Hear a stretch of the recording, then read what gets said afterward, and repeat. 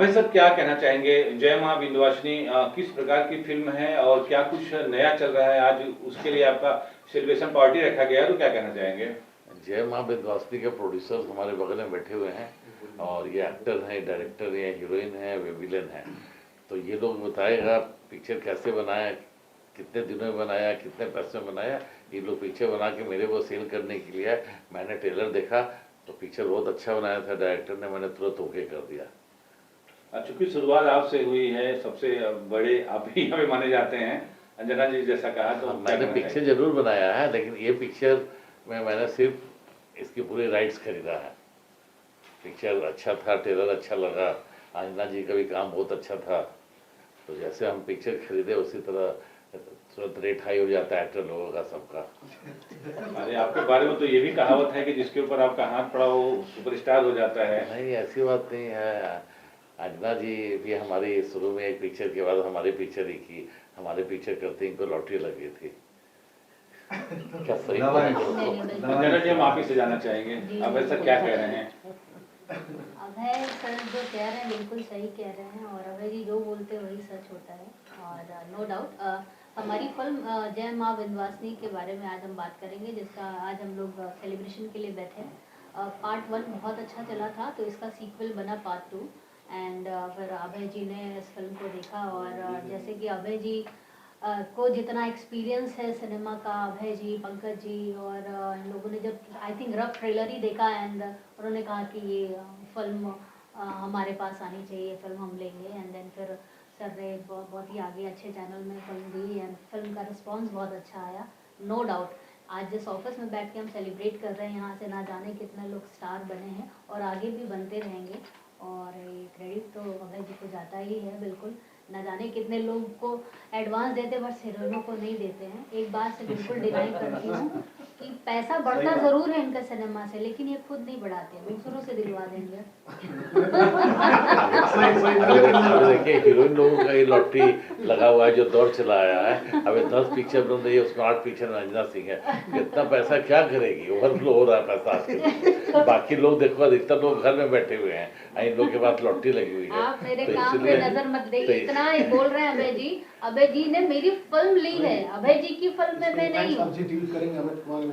और ये फिल्म को जी टीवी पे दिखाया गया है। सो जी टीवी ने बहुत अच्छा प्रमोशन करके इस पिक्चर को हिट किया है। सो थैंक्स कुमार अमित जी हैं, जो कि जी टीवी के इंचार्ज हैं, और उन्होंने ही सारा सब देख करके वो भी पिक्चर देखे तो उनको बहुत अच्छा लगा।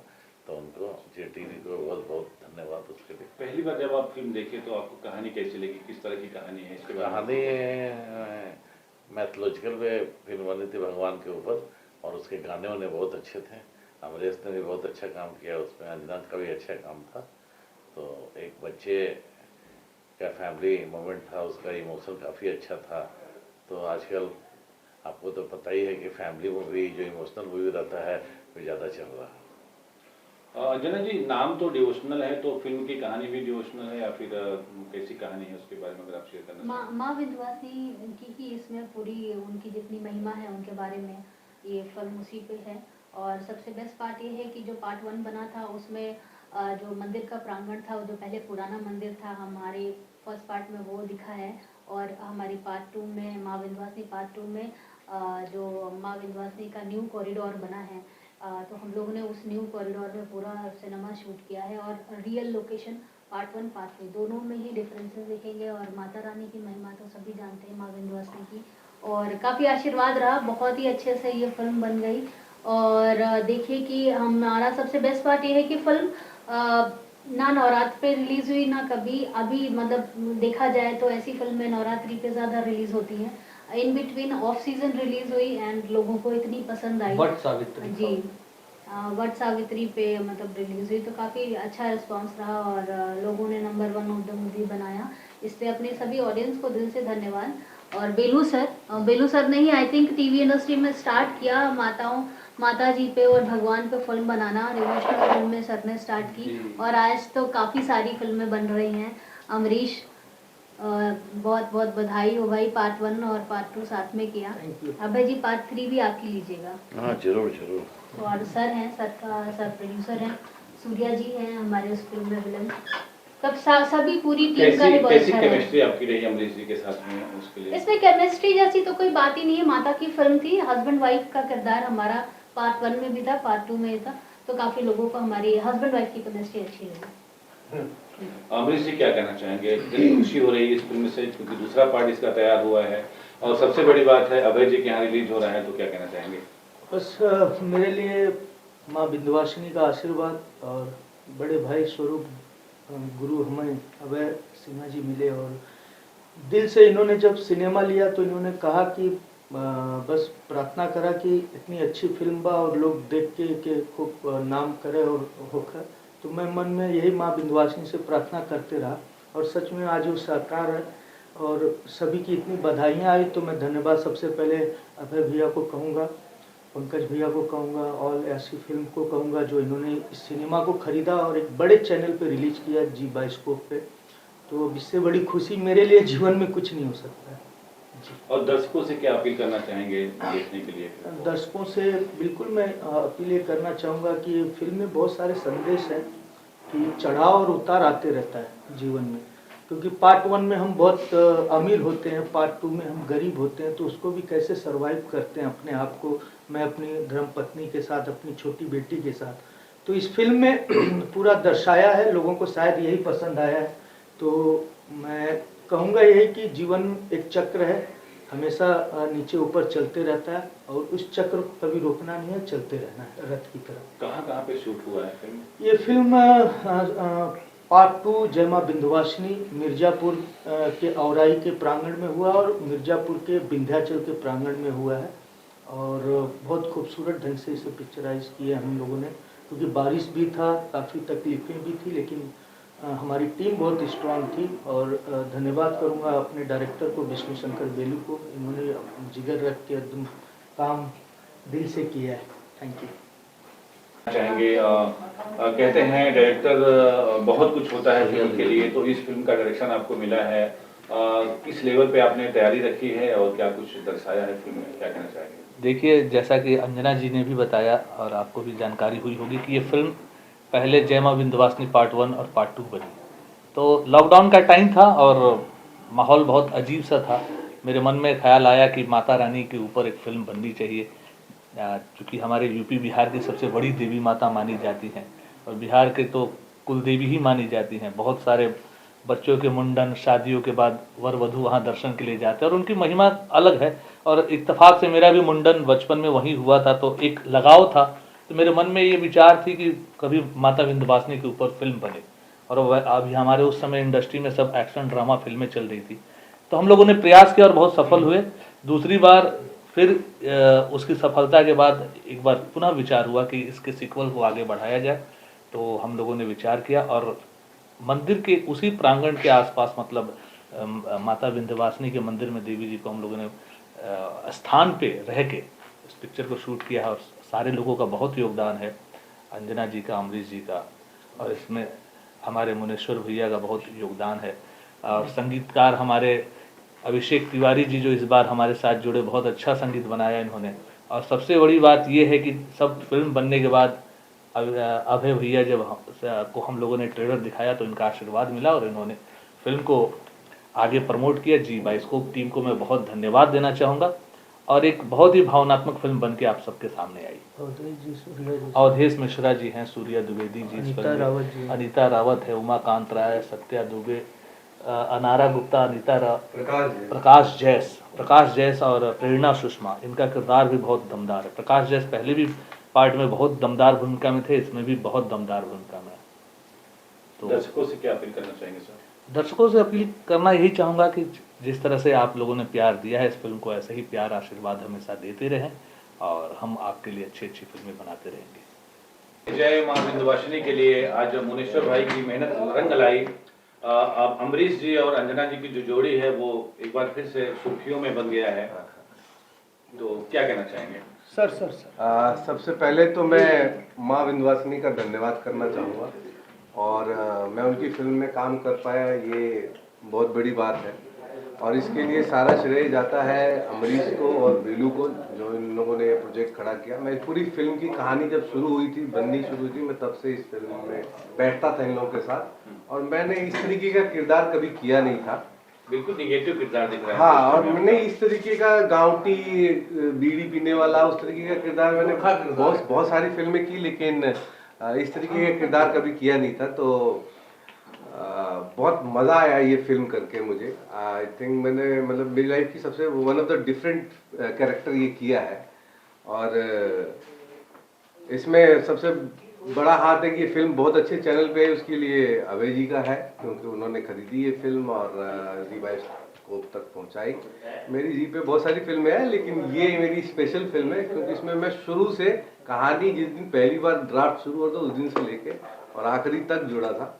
और इसमें मतलब मुनीश्वर भाई जो हमारे प्रोड्यूसर हैं उन्होंने, और अमरीश भी प्रोड्यूसर है इस फिल्म का। अमरीश भी मतलब अमरीश की ही कंपनी पे ये फिल्म है, मुनीश्वर जी को प्रोड्यूसर हैं। तो इन दोनों ने मिलकर ये हिम्मत उठाई, ये बीड़ा उठाया, और माँ विंध्यवासिनी की कृपा हुई और आज हमारी फिल्म इतनी बड़ी चैनल पे GRP TRP और number 1 film of the week रही। तो इसके लिए मैं सभी का धन्यवाद करना चाहूँगा, सारी ऑडियंस का, कि वो हर बार हमें देखती है और प्रोत्साहन करती है। हर बार देखती है, इस बार कुछ अलग अंदाज में आपको देख रही है, उसके लिए क्या कहना चाहिए? भाई किसका मोबाइल है उसमें तोड़ के लिए मैं आपको बताऊं कि ये जब फिल्म लिखी जा रही थी ना, तो मैं साथ बैठता था, तो मैंने इनसे बोला बेलू जी से कि यार ये किरदार मुझे दे दो, मेरे को करना है। और इन्होंने भी तुरंत हाँ भर दी, और इन्होंने मतलब हम लोगों ने इस पे क्राफ्ट पे काम किया कि इसको कैसे प्रेजेंट किया जाए, क्या किया जाए।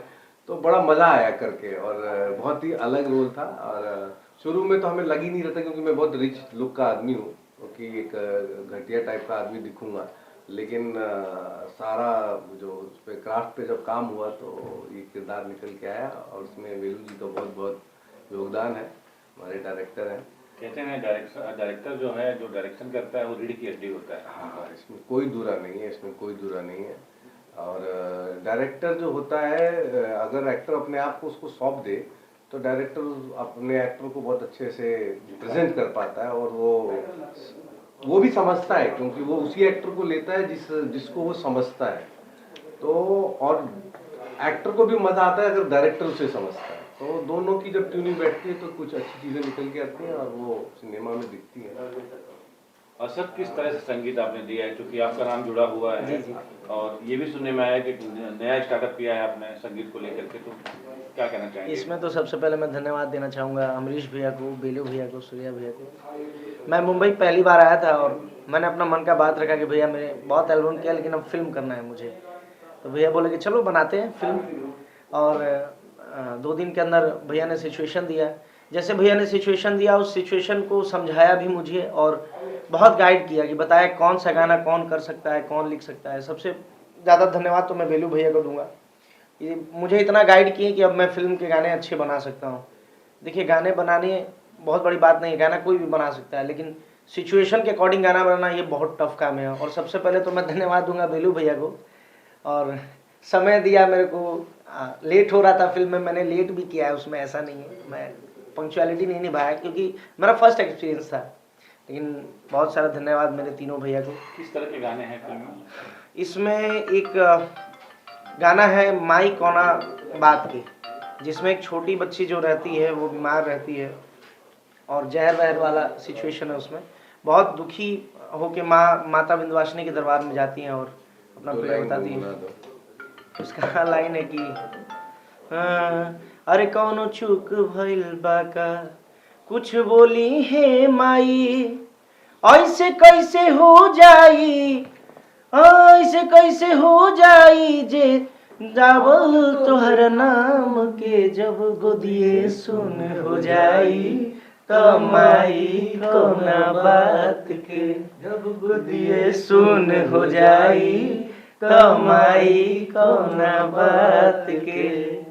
ये गाना करीबन 2 बजे, यही गाने पे ये फिल्म जो है अभय जी को पसंद आई। ये गाना ही सुन के उन्होंने ये फिल्म, गाना ही रीढ़ की हड्डी होती है, ज्यादातर गाने से ही सुपरहिट होती है। हाँ, हालांकि इसके ऊपर मैंने एक और गाना पहले बना चुका था, लेकिन भैया ने बोला कि अभिषेक को फील नहीं आ रहा है, वो फील लाओ गाने में। भैया मेरे साथ रात में 2 बजे वीडियो कॉल पे बैठे हैं। गाने की शूटिंग में अभिषेक ने खुद अपनी आवाज में वो गाना गा के भेजा था और वाकई जैसा मुझे चाहिए था उसने फील दिया था।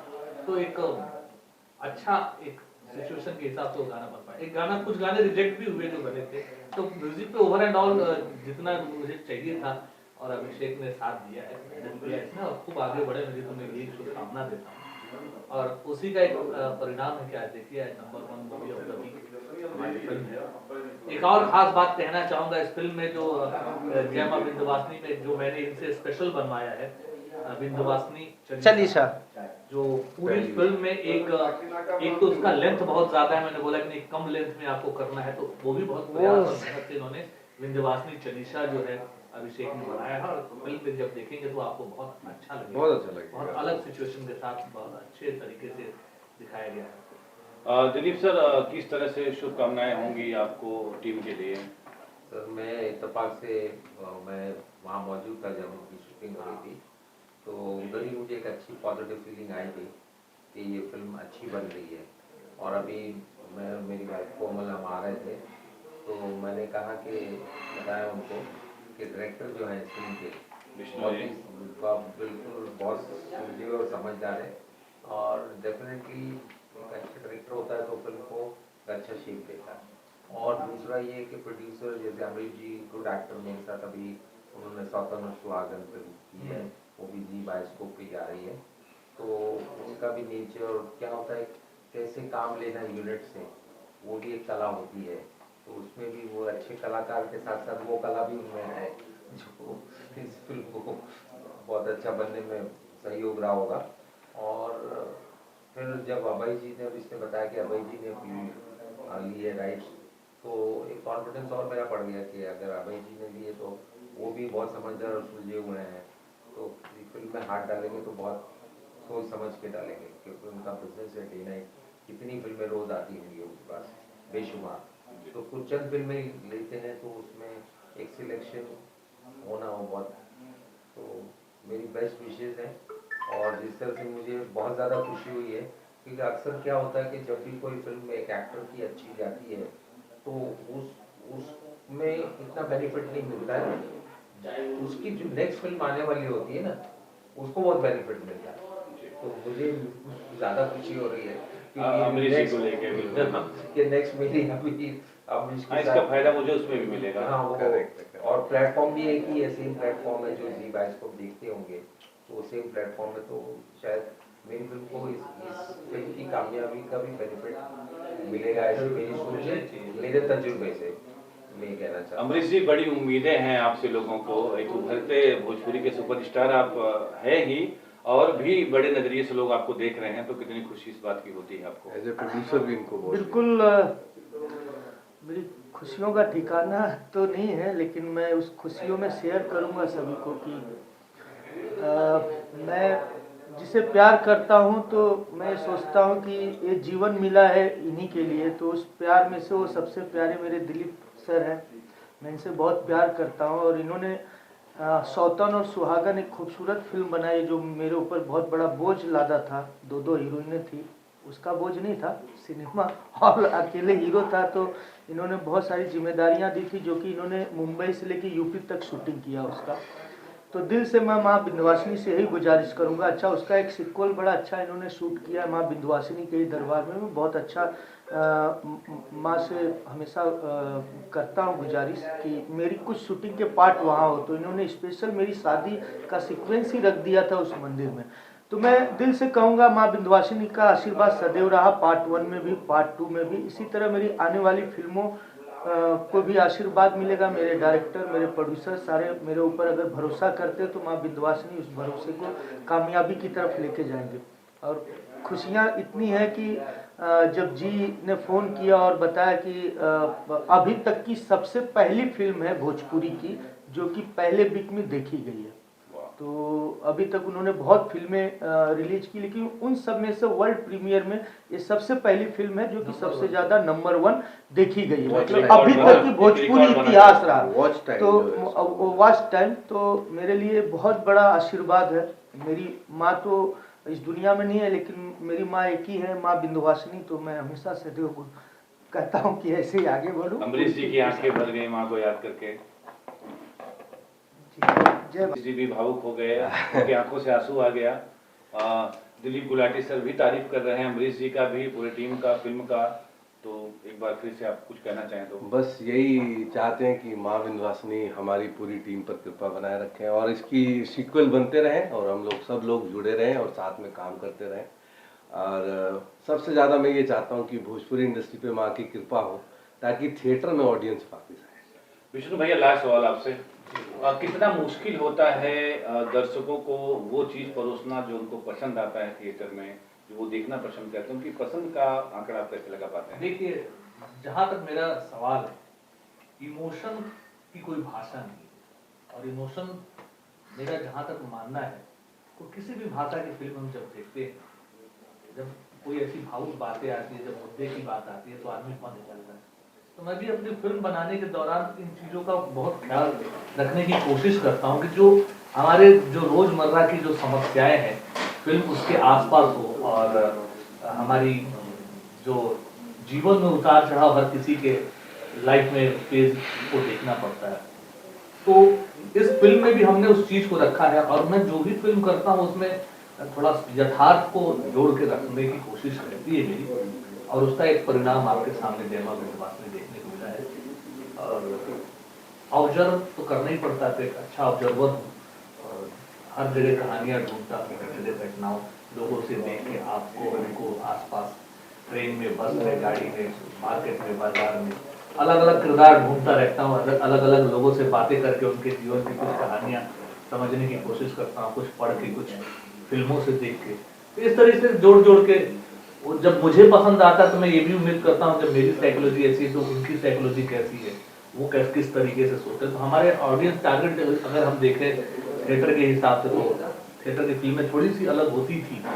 और अभी चूंकि दर्शक हमारे टीवी की तरफ मुड़ती हैं, तो महिला और फीमेल ऑडियंस ज़्यादा है, तो उनकी भावनाओं को समझने की कोशिश है। और देखिए, ईश्वर से तो सबकी आस्था जुड़ी रहती है, तो इस फिल्म में हमने वो आस्था को रखते हुए एक पारिवारिक ड्रामा की संरचना की है। और इसमें बड़े अलग अलग तरह के किरदार हैं, बहुत अलग अलग डिफरेंट कैरेक्टर्स आपको नजर आएंगे। जैसे अमरीश सिंह जी एक अमीर के किरदार में जहाँ दिखते हैं, अचानक से एक अमीर आदमी जब गरीब बन जाता है तो उसकी दशा, सोच, विचार कैसी हो जाएगी। प्रकाश जैस जो है एक बहुत ही लोअर क्लास का एक किसान टाइप का आदमी, उनका भी किरदार एक अलग साइकोलॉजी के साथ है। उनकी पत्नी है, अब गरीब फैमिली में भी षड्यंत्र और साजिश है, उसको भी एक प्रेरणा सुषमा ने निभाया। उनके भाई का किरदार जो कि सच में सूर्या जी के लिए बहुत चैलेंजिंग किरदार था, क्योंकि ये दिखने में बहुत रिच लुक लगते हैं, ये मेरे लिए भी बहुत, मैं डर भी रहा था, ऐसा नहीं, वो काफी रिच दिखते हैं, कोई संदेह नहीं। तो उनको एक गांवटी किरदार, मतलब अगर ठेठ भाषा में बोला जाए तो लुक्खा किरदार में ढालना, बीड़ी पीना, लुंगी बनियान में, शिकायत हो रही है, रफ लुक में, लेकिन अच्छा निभाया है, बहुत अच्छा निभाया है। वही उमाकांत राय एक किरदार जो थोड़ा सा एक अलग फनी अंदाज में निगेटिव विलेन दिखते हैं। फिर अवधेश मिश्रा की एंट्री होती है, उनको माता का शेर बताया है, उनका लुक मॉडर्न है उस हिसाब से। अनीता रावत जो बूढ़ी माता, बूढ़ी मौसी का कैरेक्टर किरदार पोस्टर में देखेंगे, वो आती है, तो उन्होंने प्ले किया। और अनारा गुप्ता जी जो कि माता के रियल लुक में इनको दिखाया, नारद से वार्तालाप दिखाया। और सबसे विशेष बात है कि दिव्या करके बच्ची ने काम किया हमारे फिल्म में, उसका भी किरदार बहुत अनोखा रहा। तो सब देखिए, एक डायरेक्टर के ऊपर बहुत जिम्मेदारी होती है कि सब कैरेक्टर का साइकोलॉजी और उनका किरदार खुद जी रहा होता है उस वक्त जब उनसे करा रहा होता है, और उसकी फीलिंग्स है जो कहीं ना कहीं एक्टर को आदान प्रदान होती है, और वो उस वक्त डायरेक्टर को जी रहा होता है, एक तरीके से देखा जाए तो वो एक बहुत पॉजिटिव माहौल था हमारे सेट पे। एक छोटी सी बच्ची, मैं ये कहना चाहूंगा, जिसकी उम्र लगभग 2.5 साल की, और जो प्रकाश जैस की बेटी बनी है, उस 2.5 साल की बच्ची से काम कराना मतलब बहुत, ये अमरीश जी भी जानते हैं, बड़ा टफ। वो किसी की बात ही ना सुने, वो रोने लगे अचानक से, लेकिन वो जो तारतम्य जो बन जाता है, एक केमिस्ट्री जो मैच होती है, वो हमारे इशारे को समझती थी, वो मेरी बातों को समझती थी। जब मैं कुछ बोल दूंगा, चुप हो जाओ, करना था, तो उसने बहुत अच्छा काम किया। तो यही है, इस तरीके से सब लोग जुड़ते हैं। वही यार, मैं अकेला ही चला था जानिबे मंजिल, मगर लोग मिलते गए, कारवां बनता गया। आपके बगल में बहुत ही मशहूर प्रोड्यूसर मैं गुलाटी जी हैं, सीनियर कभी हैं और आप बहुत कुछ आपका सीखने समझने को काम मिलता करने है। का मौका एक दूसरे से मिला कि नहीं? देखिए, दिलीप सर को मैं बहुत दिनों से जानता हूँ, जैसा कि सर का रहा है, सर की खुद की अपनी स्टूडियो रही है कभी। तो मैं एज एन एक्टर तो नहीं कभी कर पाया सर के साथ, लेकिन मैंने इनकी फिल्मों में एज एन वॉइस आर्टिस्ट मैंने काम किया है। दिलीप सर कुछ प्रॉमिस कर रहे हैं? नहीं, उन्होंने किया करेंगे, क्योंकि मेरी शुरुआत एज एन एक्टर रही है, तो मैं एक्टिंग में भी एक्टर है ही, एक्टर ही हूँ। सही बात है, तो जरूर करेंगे। चलिए, और अभी ये आप फिल्म जिस तरह से इन्होंने बनाई, और जैसे अभी बता रहे थे कैरेक्टर मेहनत जी, बहुत इनकी मेहनत लग रही है। काफी प्रभावित हुए हैं दिलीप जी आपसे। मेहनत तो प्लान करेंगे आपके लिए कुछ? और नहीं, हमारी बहुत देखिए पॉजिटिविटी, जो पॉजिटिव एनर्जी है, तो नए मुकाम पे लाया है। हाँ, एक समय ऐसा था जब भोजपुरी को लोग नहीं जानते थे, लेकिन आज भी एक ऐसा दौर है कि अभय सिन्हा का वो नाम है जो भोजपुरी को यहाँ लाके खड़ा कर दिए हैं। कुछ और अपील करना चाहेंगे, भोजपुरी इससे भी ऊपर उठ के बड़े थिएटरों में अपनी जगह बनाए, क्या ऐसा कुछ सोच रखते हैं आप? अफसोस तो है आगे, लेकिन आप आगे भगवान चाहेंगे तो भी हो जाएगा। अबे सर, मैं आपसे ही सवाल करूंगा। भैया जैसे हैं, साथ में हैं तो सब कुछ कर लेंगे होता। अबे सर, भोजपुरी को आपने उठाया है, ऐसा मैं नहीं बोल रहा हूँ, पब्लिक बोलती है, जनता बोलती है, पत्रकार बोलते हैं, भोजपुरी को आपने उठाया है, यहाँ तक पहुँचाया है, आज अलग पहचान बना ली है, उसमें विशेष योगदान अभय सिन्हा जी का है। अब आगे भी कुछ बड़ा करने का प्लान है ताकि हम इसको पीवीआर में देख सकें, कुछ ऐसा प्लान करना चाहेंगे आप? देखिए, हम बिहार की मिट्टी से जन्मे हैं, पटना से, आरा से। हमारे पिताजी का घर था, हमारे जन्म स्थान पटना है। तो वहाँ के जो भी लोग बिहार और यूपी से जुड़े हुए हैं, जो भोजपुरी की मिट्टी के बारे में उनको पता है कि किस तरह की फिल्में बनती है। तो हमने उसी रिसर्च पे काम किया, तो जो हमने इतनी फिल्में बनाया। उसके बाद जो लोग बिहार यूपी से नहीं हैं, जो लोग समझते हैं कि अरे एक भोजपुरी आओ बनाओ, इसमें वर्गर डालो, गाना चल जाएंगे, हिट हो जाएंगे, जो कि फिल्म नहीं चलती, सुपर डुपर फ्लॉप होता है। एक पिक्चर बनाते हैं, बुढ़िया बेसर बांध के वापस चले जाते हैं, जिसके कारण कुछ लोग हैं जो कि भोजपुरी के नॉलेज नहीं है, आजकल म्यूजिक वीडियो बनाते हैं और सब दोअर्थी गाना डाल देते हैं, जिसके कारण भोजपुरी बदनाम है जी। और बिहार सरकार चाहे यूपी सरकार भी भोजपुरी लोगों को उतना मदद नहीं करता है। जैसे हर स्टेट में आप देखो कि पंजाब हो या बंगाल हो या महाराष्ट्र हो, सब लोगों को मल्टीप्लेक्स में एक शो मिलता है, लेकिन भोजपुरी के लिए नहीं मिलता है। और आज हमारे 3 सांसद, 4 सांसद, शत्रुघ्न सिन्हा भी हैं जो कि लोग गए, लेकिन इन लोगों ने सब मिल करके भोजपुरी में जाकर के बात करके भोजपुरी जनता से वोट लेंगे, लेकिन 8वीं सूची में वो शामिल नहीं करते भोजपुरी के। तो भोजपुरी के लिए बहुत दुर्भाग्य की बात है। इसमें सर सुधार आना चाहिए कि नहीं? 100%। अगर सब कोई भी लोग आते हैं तो बस अपना फायदा सिर्फ देखते हैं, भोजपुरी के लिए नहीं सोचते हैं, तो इसलिए भोजपुरी का ये हाल दिन पे दिन गिरते जा रहा है। अगर सब मिल के काम करेंगे तो आज वो भी दिन दूर नहीं है जो कि हाँ भोजपुरी भी साउथ से आगे निकल जाएगा, लेकिन सबको एक साथ होना पड़ेगा, एक यूनाइट होना पड़ेगा। अंजना जी, आपसे भी मेरा यही सवाल है, भोजपुरी को नए ऊंचाइयों तक ले जाने के लिए कुछ अगर संदेश आप देना चाहें, क्योंकि मनोज तिवारी जी सांसद हैं, रवि किशन जी सांसद हैं, दिनेश जी सांसद होकर अभी आए हैं, तो इतने बड़े बड़े दिग्गज हमारे भोजपुरी में हैं और फिर भी हमारा भोजपुरी आज पीवीआर में नहीं लग पाता है, बड़े सिनेमा हॉल में नहीं लग पाता है। प्रॉब्लम ये है सर कि यहाँ लोग इंडिविजुअली ग्रो करना चाहते हैं, भोजपुरी को कोई ग्रो नहीं करना चाहता है। भोजपुरी के नाम से अपने आप को लोगों ने ग्रो कर लिया, चाहे वो हम किसी की भी बात करें। और रही बात थिएटर्स में क्यों नहीं रह पाई, सर ने बिल्कुल सही कहा कि जब तक हमारी हमारी भोजपुरी 8वीं अनुसूची में नहीं आ जाती है और इतने दिग्गज लोग ऑलरेडी अच्छी अच्छी पोजीशंस पे हैं, और हम सभी लोगों को जितने भी लोग अपने आप को बोलते हैं कि हम भोजपुरी इंडस्ट्री से बिलोंग करते हैं, उन सब का एक ही आवाज़ होना चाहिए कि हमारी इंडस्ट्री को at least UP government and Bihar government हमारे एक शो कंपलसरी करे कि आपको एक शो भोजपुरी का, हमारी रीजनल लैंग्वेज का चलाना ही है हर मल्टीप्लेक्स में, तो एक थोड़ी हेल्प हो जाएगी। एंड रही बात कि सब लोग अगर जिनके पास ये अधिकार है, जिनके पास ये पावर है चीज़ों को और हमारी इंडस्ट्री को ग्रो करने का, तो वो अगर अपनी इंडिविजुअल ग्रोथ को साइड में रख के ओवरऑल ग्रोथ को देखेंगे तो शायद हमारी इंडस्ट्री एक अच्छी जगह स्टैंड करेगी।